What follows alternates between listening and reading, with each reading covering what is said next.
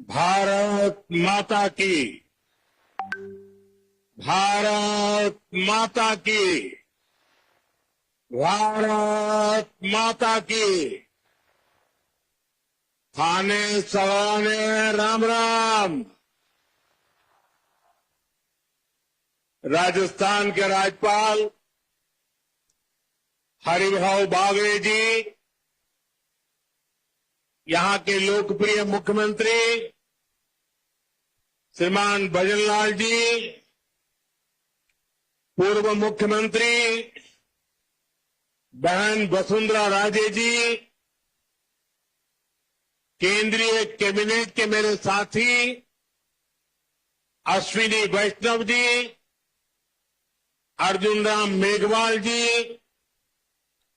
राजस्थान की उप मुख्यमंत्री दिया कुमारी जी, प्रेमचंद जी, राजस्थान सरकार के अन्य मंत्रीगण, संसद में मेरे साथी मदन राठौड़ जी, अन्य सांसद और विधायकगण और मेरे प्यारे भाई और बहनों, आप सभी यहां इतनी विशाल संख्या में आए हैं और इतनी भयंकर गर्मी के बीच, और आज इस कार्यक्रम से देश के 18 राज्य और केंद्र शासित प्रदेशों से भी लाखों लोग ऑनलाइन आज यहां हमारे साथ जुड़े हैं। अनेक राज्यों के राज्यपाल, मुख्यमंत्री, लेफ्टिनेंट गवर्नर, अन्य जनप्रतिनिधि आज हमारे साथ हैं। मैं देश भर से जुड़े सभी महानुभावों का, जनता जनार्दन का अभिनंदन करता हूं। भाई और बहनों, मैं यहां पर करणी माता का आशीर्वाद लेकर आपके बीच आया हूं। करणी माता के आशीर्वाद से विकसित भारत बनाने का हमारा संकल्प और मजबूत हो रहा है। थोड़ी देर पहले विकास से जुड़ी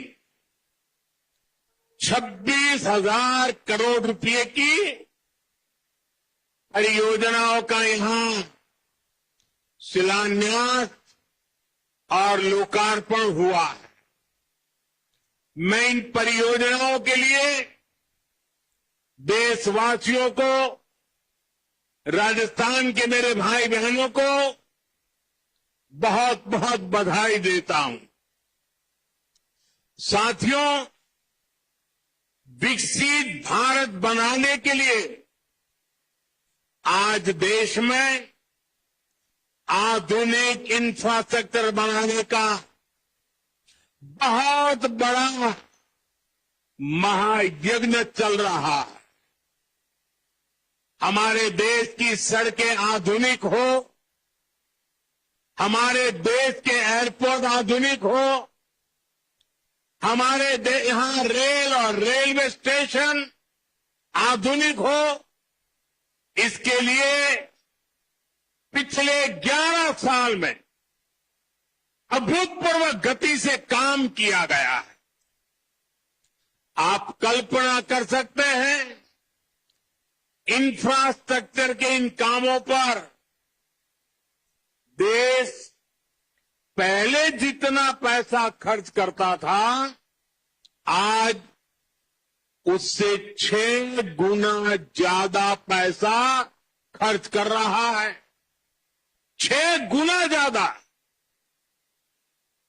आज भारत में हो रहे इन विकास कार्यों को देखकर दुनिया भी हैरान है। आप उत्तर में जाएंगे तो चिनाब ब्रिज जैसा निर्माण देखकर लोग हैरान हैं। पूर्व की तरफ जाएंगे तो अरुणाचल की सेला टनल, असम का बोगीबिल ब्रिज आपका स्वागत करते हैं। पश्चिम भारत में आएंगे तो मुंबई में समंदर पर बना अटल सेतु नजर आएगा। सुदूर दक्षिण में देखेंगे तो पंबन ब्रिज मिलेगा, जो अपनी तरह का देश का पहला ब्रिज है। साथियों, आज भारत अपनी ट्रेनों के नेटवर्क को भी आधुनिक कर रहा है।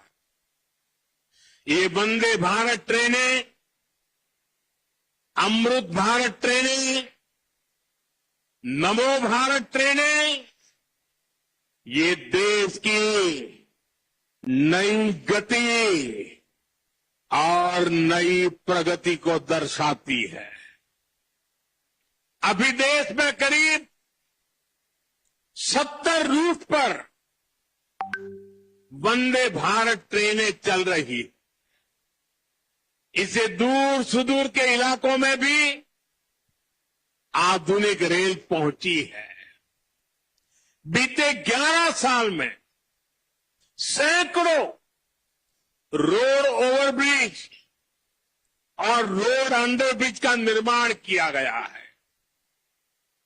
34,000 किलोमीटर से ज्यादा के नए रेल ट्रैक बिछाए गए हैं। अब ब्रॉडगेज लाइनों पर मानव रहित क्रॉसिंग, वो बात इतिहास बन चुकी है, खत्म हो चुकी है। हम मालगाड़ियों के लिए अलग से स्पेशल पटरियां, डेडिकेटेड फ्रेट कॉरिडोर का काम भी तेजी से पूरा कर रहे हैं। देश के पहले बुलेट ट्रेन प्रोजेक्ट पर काम चल रहा है और इन सबके साथ ही हम एक साथ देश के करीब 1300 से अधिक रेलवे स्टेशनों को भी आधुनिक बना रहे हैं।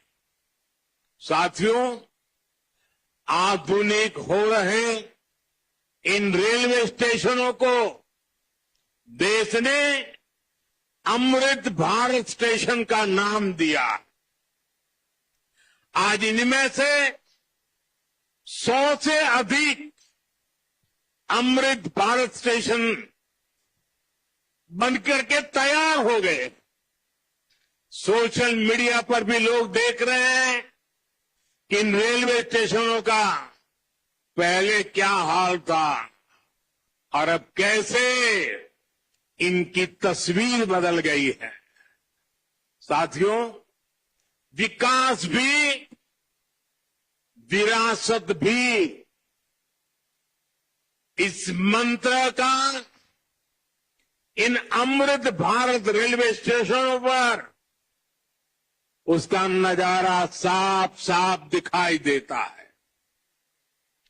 ये स्थानीय कला और संस्कृति के भी नए प्रतीक है। जैसे राजस्थान के मांडलगढ़ रेलवे स्टेशन पर महान राजस्थानी कला संस्कृति के दर्शन होंगी। बिहार के थावे स्टेशन पर मां थावे वाली के पावन मंदिर और मधुबनी चित्रकला को दर्शाया गया है। मध्य प्रदेश के ओरछा रेलवे स्टेशन पर आपको भगवान राम की आभा का एहसास होगा। श्रीरंगम स्टेशन का डिजाइन भगवान श्री रंगनाथ स्वामी जी के मंदिर से प्रेरित है। गुजरात का डाकोर स्टेशन रणछोड़राय जी से प्रेरित है। तिरुवन्नामलई स्टेशन द्राविड़ वास्तुकला के अनुसार डिजाइन किया गया है। बेगमपट स्टेशन पर आपको काकतीय साम्राज्य के समय का आर्किटेक्चर देखने को मिलेगा। यानी हर अमृत स्टेशन पर आपको भारत की हजारों साल पुरानी विरासत के दर्शन भी होंगे। ये स्टेशन हर राज्य में टूरिज्म को भी बढ़ावा देने के माध्यम बनेंगे, नौजवानों को रोजगार के नए मौके देंगे और मैं उन शहर के नागरिकों को, रेलवे में यात्रा करने वाले पैसेंजर से प्रार्थना करूंगा, ये सारी संपत्ति के मालिक आप हैं। कभी भी वहां गंदगी न हो, इस संपत्ति का नुकसान न हो, क्योंकि आप उसके मालिक हैं। साथियों, इंफ्रास्ट्रक्चर बनाने के लिए जो पैसा सरकार खर्च करती है, वो रोजगार भी बनाता है, व्यापार कारोबार भी बढ़ाता है।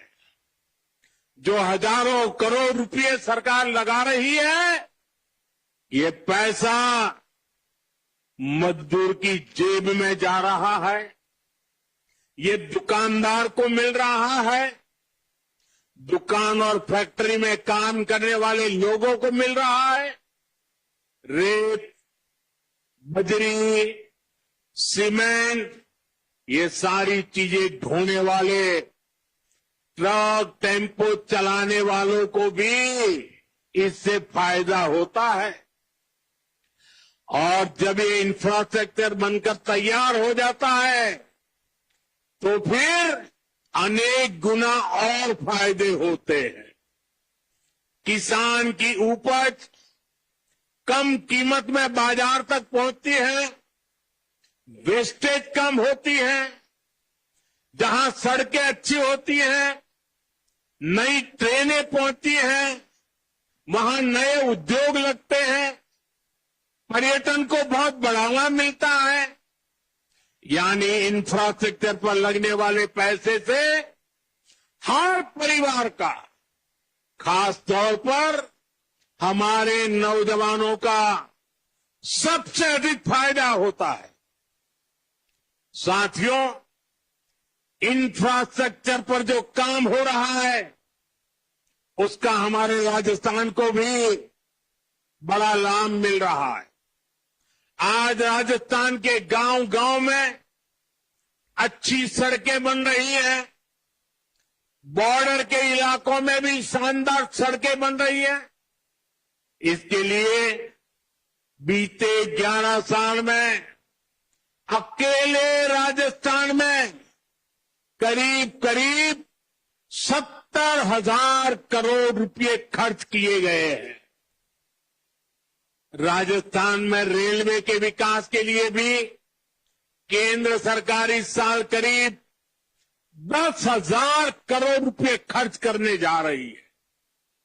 ये 2014 से पहले की तुलना में 15 गुना अधिक है। अभी थोड़ी देर पहले ही यहां से मुंबई के लिए एक नई ट्रेन को हरी झंडी दिखाई गई है। आज ही कई इलाकों में स्वास्थ्य, जल और बिजली से जुड़ी योजनाओं का शिलान्यास और लोकार्पण हुआ है। इन सारे प्रयासों का लक्ष्य है हमारे राजस्थान के शहर हो या गांव तेजी से उन्नति की ओर बढ़ सके। राजस्थान के युवाओं को उनके शहर में ही अच्छे अवसर मिल सके। साथियों, राजस्थान के औद्योगिक विकास के लिए भी डबल इंजन सरकार तेजी से काम कर रही है। अलग अलग सेक्टर्स के लिए यहां भजनलाल जी की सरकार ने नई औद्योगिक नीतियां जारी की है। बीकानेर को भी इन नई नीतियों का लाभ मिलेगा। और आप तो जानते हैं, जब बीकानेर की बात आती है तो बीकानेरी भुजिया का स्वाद,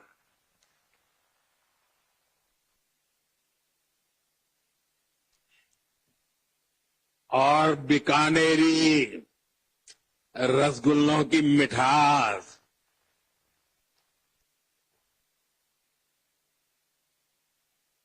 विश्व भर में अपनी पहचान बनाएगी भी और बढ़ाएगी भी। राजस्थान की रिफाइनरी का काम भी अंतिम चरण में है। इससे राजस्थान पेट्रोलियम आधारित उद्योगों का प्रमुख हब बनेगा। अमृतसर से जामनगर तक जो 6 लेन का इकोनॉमिक कॉरिडोर बन रहा है, वो राजस्थान में श्रीगंगानगर, हनुमानगढ़, बीकानेर, जोधपुर, बाड़मेर और जालोर से गुजर रहा है। दिल्ली मुंबई एक्सप्रेसवे का काम भी राजस्थान में लगभग पूरा हो गया है। कनेक्टिविटी का यह अभियान राजस्थान में औद्योगिक विकास को नई ऊंचाई पर ले जाएगा। साथियों, राजस्थान में पीएम सूर्यघर मुफ्त बिजली योजना भी तेजी से आगे बढ़ रही है।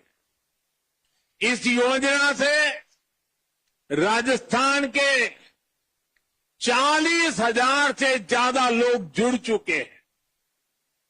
इससे लोगों का बिजली बिल 0 हुआ है और लोगों को सोलर बिजली पैदा करके कमाई का नया रास्ता भी मिला है। आज यहां बिजली से जुड़े कई प्रोजेक्ट का शिलान्यास और लोकार्पण हुआ है। इनसे भी राजस्थान को और ज्यादा बिजली मिलेगी। बिजली का बढ़ता उत्पादन भी राजस्थान में औद्योगिक विकास को नई गति दे रहा है। साथियों, राजस्थान की ये भूमि रेत के मैदान में हरियाली लाने वाले महाराजा गंगा सिंह जी की भूमि है। हमारे लिए पानी का क्या महत्व है, यह इस क्षेत्र से बेहतर भला कौन जानता है। हमारे बीकानेर, श्रीगंगानगर, हनुमानगढ़, पश्चिम राजस्थान के ऐसे अनेक क्षेत्रों के विकास में पानी का बहुत बड़ा महत्व है। इसलिए एक तरफ हम सिंचाई परियोजनाओं को पूरा कर रहे हैं और साथ ही नदियों को जोड़ रहे हैं। पार्वती, काली सिंध, चंबल लिंक परियोजना से राजस्थान के अनेक जिलों को लाभ होगा। यहां की धरती, यहां के किसानों को फायदा होगा। साथियों,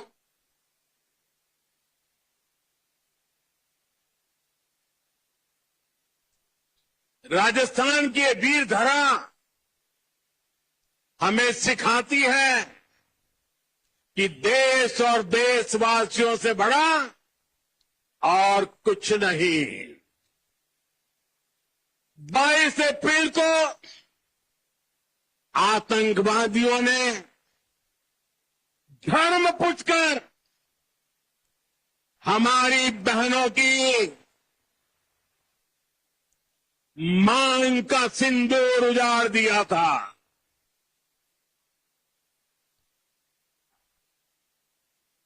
वो गोलियां पहलगाम में चली थी, लेकिन उन गोलियों से 140 करोड़ देशवासियों का सीना छलनी हुआ था।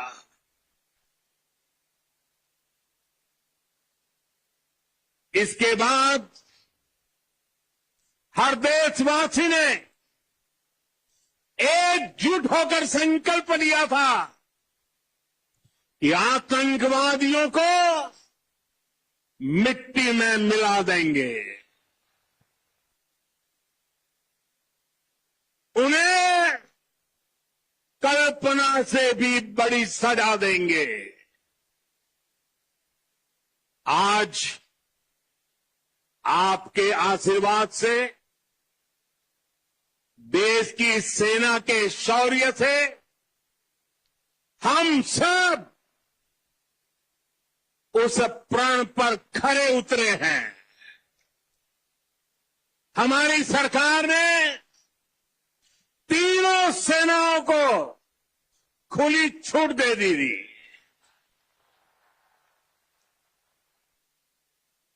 और तीनों सेनाओं ने मिलकर ऐसा चक्रव्यूह रचा कि पाकिस्तान को घुटने टेकने के लिए मजबूर कर दिया।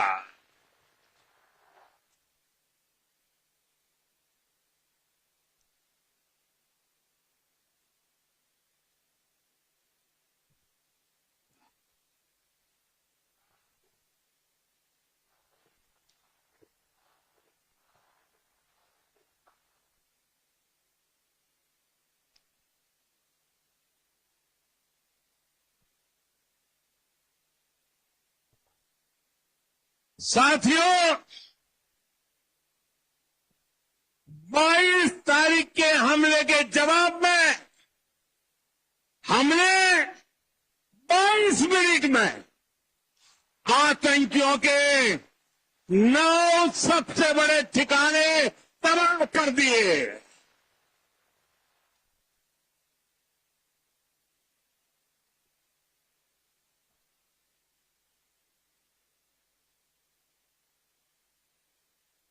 दुनिया ने और देश के दुश्मनों ने भी देख लिया कि जब सिंदूर बारूद बन जाता है तो नतीजा क्या होता है।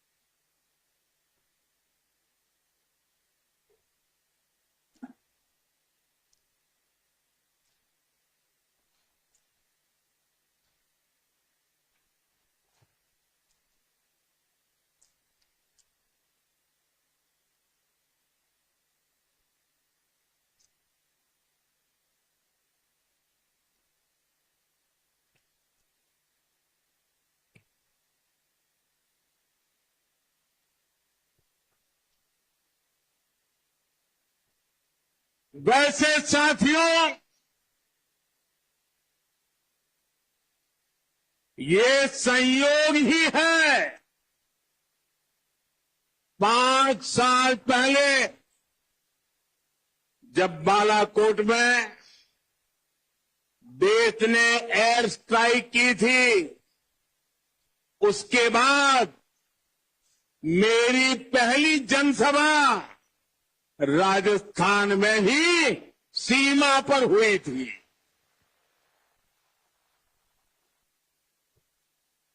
वीर भूमि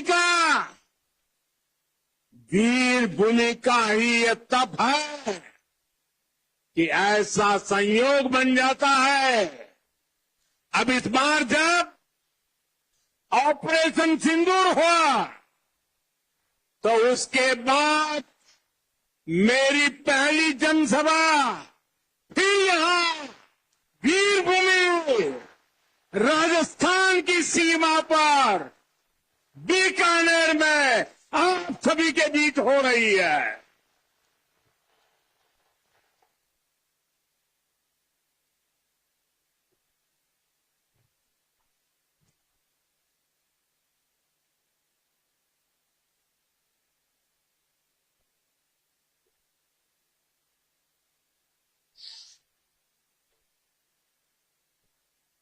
साथियों, चूरू में मैंने कहा था, एयर स्ट्राइक के बाद में आया था, तब मैंने कहा था, सौगंध मुझे इस मिट्टी की, मैं देश नहीं मिटने दूंगा, मैं देश नहीं झुकने दूंगा।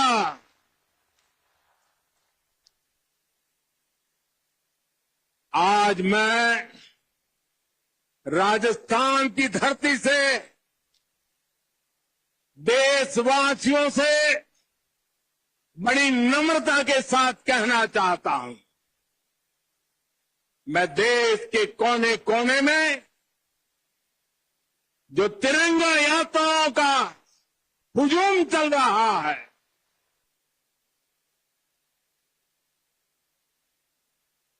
मैं देशवासियों से कहता हूं,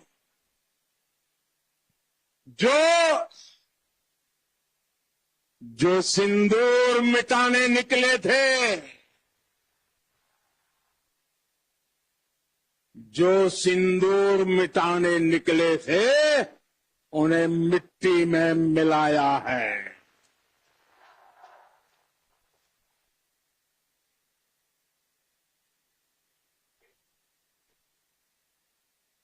जो हिंदुस्तान का लहू बहाते थे, जो हिंदुस्तान का लहू बहाते थे, आज कतरे कतरे का हिसाब चुकाया है।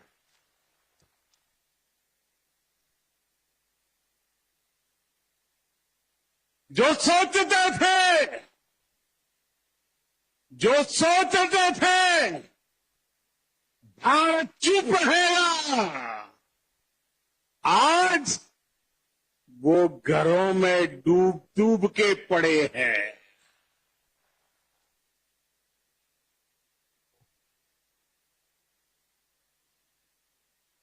जो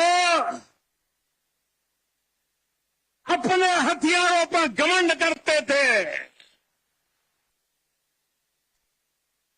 जो अपने हथियारों पर घमंड करते थे, आज वो मलबे के ढेर में दबे हुए हैं।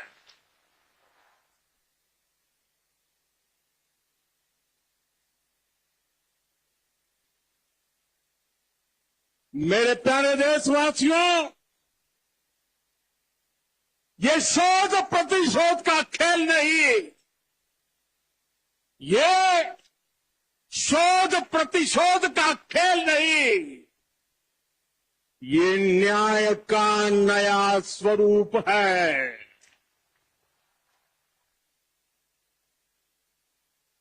ये न्याय का नया स्वरूप है। ये ऑपरेशन सिंदूर है।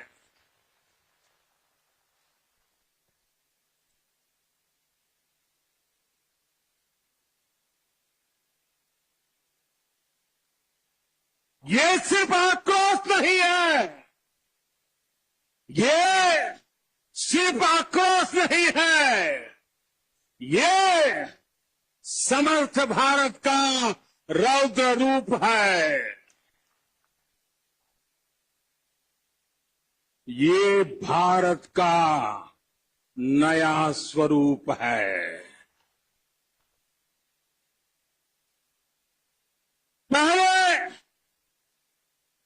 पहले घर में घुसकर किया था वार, पहले घर में घुसकर किया था वार, अब सीधा सिरे पर किया प्रहार है।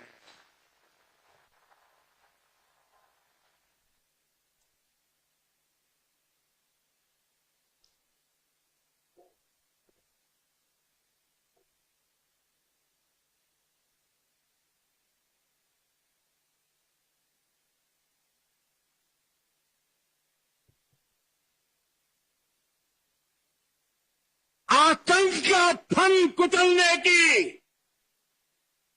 आतंक का फन कुचलने की यही नीति है, यही रीति है, यही भारत है, नया भारत है। बोले भारत माता की, भारत माता की, भारत माता की। साथियों, ऑपरेशन सिंदूर ने आतंकवाद से निपटने के 3 सूत्र तय कर दिए हैं। पहला, भारत पर आतंकी हमला हुआ तो करारा जवाब मिलेगा। समय हमारी सेनाएं तय करेगी, तरीका भी हमारी सेनाएं तय करेगी और शर्तें भी हमारी होगी। दूसरा, एटम बम की गीदड़ बप्तियों से भारत डरने वाला नहीं है। और तीसरा, हम आतंक के आकाओं और आतंकी सरपरस्त सरकार को अलग अलग नहीं देखेंगे, उन्हें अलग अलग नहीं देखेंगे, उन्हें एक ही मानेंगे। पाकिस्तान का ये स्टेट और नॉन स्टेट एक्टर वाला खेल अब नहीं चलेगा। आपने देखा होगा, पूरी दुनिया में पाकिस्तान की पोल खोलने के लिए हमारे देश के 7 अलग अलग प्रतिनिधिमंडल पूरे विश्व भर में पहुंच रहे हैं। और इसमें देश के सभी राजनीतिक दलों के लोग हैं, विदेश नीति के जानकार है, गणमान्य नागरिक है। अब पाकिस्तान का असली चेहरा पूरी दुनिया को दिखाया जाएगा। साथियों, पाकिस्तान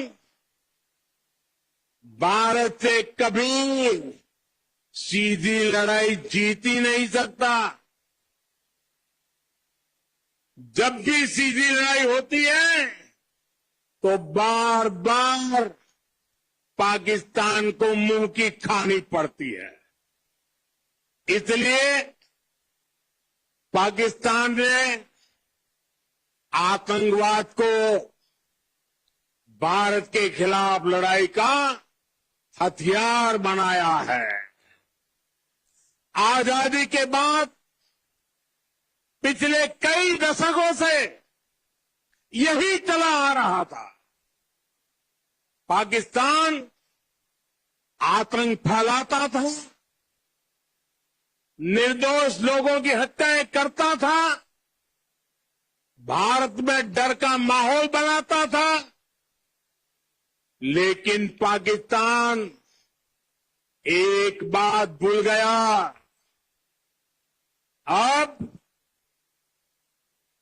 मां भारती का सेवक मोदी यहां सीना तान कर खड़ा है।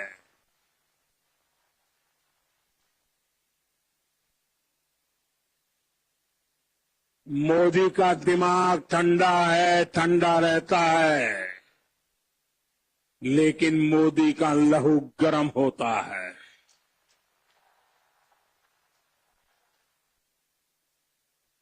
और अब तो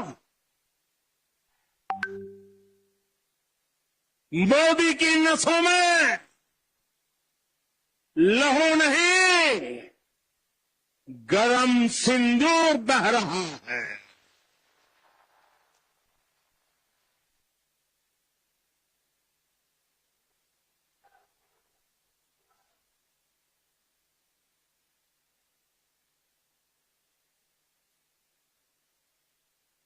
अब भारत ने दो टूक साफ कर दिया है। हर आतंकी हमले की पाकिस्तान को भारी कीमत चुकानी पड़ेगी और ये कीमत पाकिस्तान की सेना चुकाएगी, पाकिस्तान की अर्थव्यवस्था चुकाएगी। साथियों, जब मैं दिल्ली से यहां आया तो बीकानेर के नाल एयरपोर्ट पर उतरा। पाकिस्तान ने इस एयरबेस को भी निशाना बनाने की कोशिश की थी, लेकिन वो इस एयरबेस को रत्ती भर भी नुकसान नहीं पहुंचा पाया। और वहीं यहां से कुछ ही दूर सीमा पार पाकिस्तान का रहीम यार खान एयरबेस है। पता नहीं आगे कब खुलेगा। आईसीयू में पड़ा है। भारत की सेना के अचूक प्रहार ने इस एयरबेस को तहस नहस कर दिया है। साथियों, पाकिस्तान के साथ न ट्रेड होगा न टॉक। अगर बात होगी तो सिर्फ पाकिस्तान के कब्जे वाले कश्मीर की, पीओके की। और अगर पाकिस्तान ने आतंकियों को एक्सपोर्ट करना जारी रखा तो उसको पाई पाई के लिए मोहताज होना होगा। पाकिस्तान को भारत के हक का पानी नहीं मिलेगा। भारतीयों के खून से खेलना पाकिस्तान को महंगा पड़ेगा। ये भारत का संकल्प है और दुनिया की कोई ताकत हमें इस संकल्प से टिका नहीं सकती है।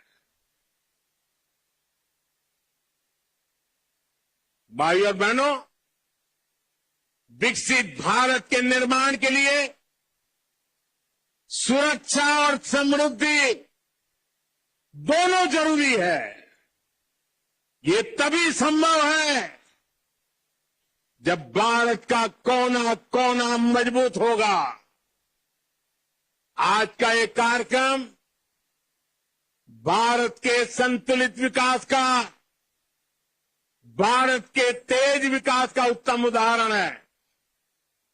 मैं एक बार फिर इस वीर धरा से सभी देशवासियों को बधाई देता हूं। मेरे साथ बोलिए, दोनों मुट्ठी बंद करके पूरी ताकत से बोलिए, भारत माता की, भारत माता की, भारत माता की। वंदे वंदे मातरम, वंदे मातरम, वंदे वंदे मातरम, वंदे मातरम, वंदे मातरम, वंदे मातरम, वंदे मातरम, वंदे मातरम, वंदे वंदे। मातरम।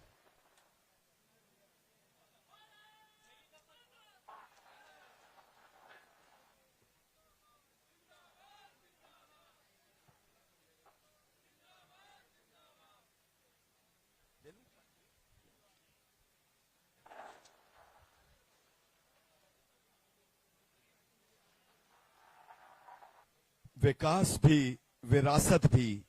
बहुत बहुत आभार और धन्यवाद है माननीय प्रधानमंत्री जी का। और अब हमारे बीच पधारे हैं माननीय लोकसभा अध्यक्ष ओम जी बिरला कि जब बात होती है